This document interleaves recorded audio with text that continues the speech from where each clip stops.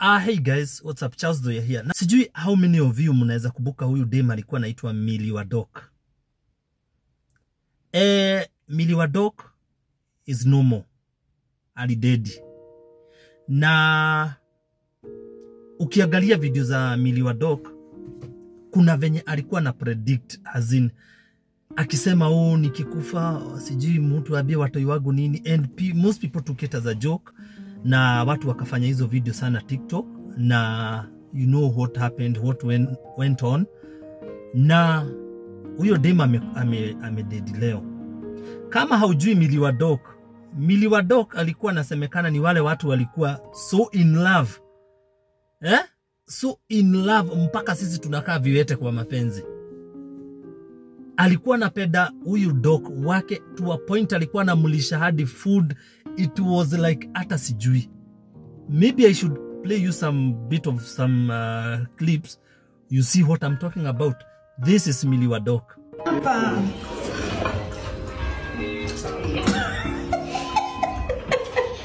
Utamikwa hapa love. Hey, watch it.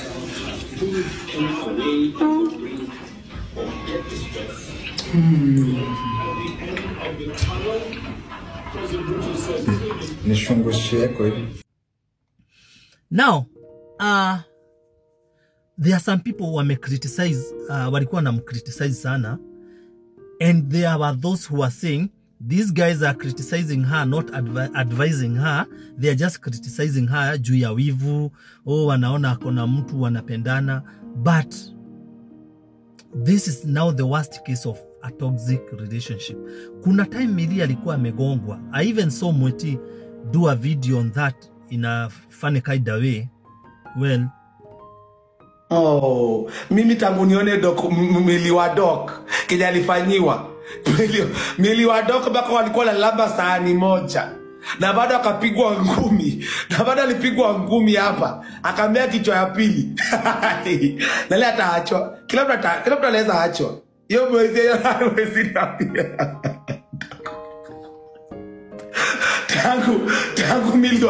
tangu Milly wa Doc ekelewe ngumi.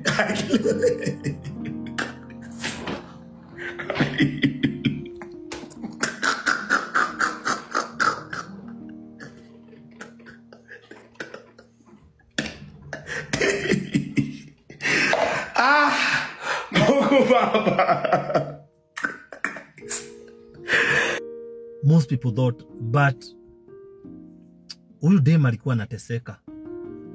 Niliwatch video zake kadhaa before I get the sad news. Na knowing ni mama na akona watoto, it's very very sad.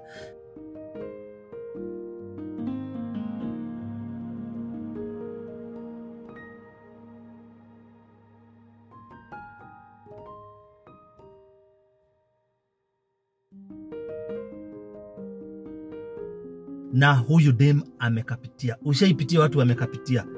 You know, kuna ile fight in a relationship na kuna ile fight. Sasa huyu alikuwa kwa ile fight, sasa ile ya pili. Hi my TikTok. I think nimefika mwisho. Nimefika mwisho, si wadanganyi. Tafadhali kama una date mtu mwenye ako kwa side yako. No matter what, mtu ako kwa side yako.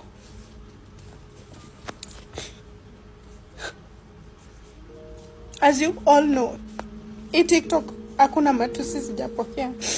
Nimepokea matusi yote. Ya kwanza ilianza kwa mtu wangu. Alitukanwa, mkasema venye nalala na patients. Mkasema venye kila kitu mlisema. I stood for him. Nilikuwa nalia kitukanwa, ni kama ni mimi natukanwa. Yake ikaisha. Sasa mimi ndo nikaanziwa. Hakuna matusi sijapokea. Na watu wananitusi. Siwezi sema ni watu wa mbali.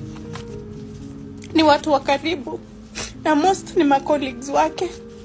Na most ni ma ex wake. Now,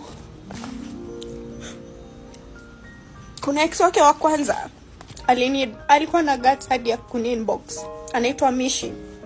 walisoma na yeye uko Meru. Mimi sikuwa namjua. After hiyo message iliingia kwa TikTok inbox yangu, nikamuonyesha. Akaniambia, mama, huyu ni ex wangu tukiwa campus. Nika block. Kidogo mwingine anaitwa Masi pia ka create account akanitukana. Sikuwa nawajua. Jueni sijui hao wasichana, sijai kutana na wao. Mimi niko sinyamaziangi kitu. Nikinyamazia naumwa na kichwa. Nikaonyesha tena daddy. Akaniambia, huyo ni ex wangu. Tulikuwa na yeye hadi internship wapi? Medi Nakuru. Nikanyamazia. Mnaona mpaka hapo? Si ati mtu wa mbali. Haya. Watatu ni ule mwenye alikuwa ameoa. Pia message zikaingia. Kumbuka mimi aje nionyesha sura za maex wake. Mimi najuanga ako na maex. Kaonyesha, kaniambia, huyu ni Esther, ule mwenye nilifanya naye wedding. Nikanyamaza. Na wacheni niwaambie, after kunyamaza, hiyo ikutosha, hiyo matusi. Na hapo ninatukanwa venye mimi ni mzee, venye mimi ni husband snatcher. Acheni niwaambie, mimi nikikutana na Zack, hakukuwa na mtu, sikumnyang'anya mtu. Na mimi sikuwa na mtu. Nilimpata kiwa peke yake. Na haikuwa hatia kwangu kumpenda ama tupendane. Ilienda venye kulienda, tukaanza kuishi pamoja. Tulikuwa na plans zetu za maisha. Hiyo nimetukanwa mpaka Kilimani Moms, Smart Girls, kila mahali. Na nyamazia tu, ikafika mahali kaona imeaffect nani? Imeaffect Doc. Doc akasema mimi ni post basi vitu zangu, but nisiwahi fanya nini? Nisiwahi post. Nikasema ni sawa, kwa sababu alinipata mtandao.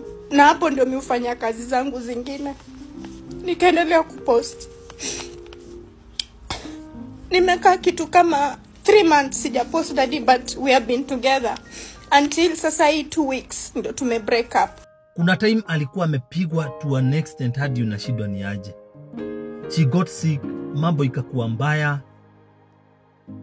But now watching her videos today, I don't want to talk much. I want us to visit a bit of her stories, then we had this video. Mtoto wangu wa kwanza nilipata sababu ya njaa, kwa sababu hakuwa food. Na sasa huyo boy alinipatia mimba, alikuwa mkubwa wangu. Sikuwa hata nimeona rangi yangu. Ndio ilikuwa mara ya kwanza, na hiyo ndio nikashika mimba. So mimi, mamangu akagundua niko na mimba. Tukakaa na yeye, nikazaa. Kuzaa, siwezi sema baba mtoto alilenga. Alisimama na mimi. Yes, alisimama na mimi. Alikuwa anachunga mtoto wake. So bahati mbaya ama si nzuri, baba mtoto wangu akakufa. Huyo mtoto wangu wa kwanza. Now my son sasa yako 19 years. Baba mtoto wangu akakufa. Enye angekufa, hata kama alinidhurumu, ningekuwa na yeye.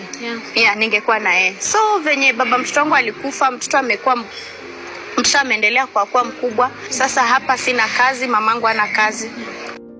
But it's very, very sad to lose this lady, and my condolences to the family. Na mtoi ama watoi wenye ameacha, it's very sad. Na Mungu amlaze mahali pema. That's all we can say. Wow. That's very sad, man. Mi leo nimesikia vibaya, by the way.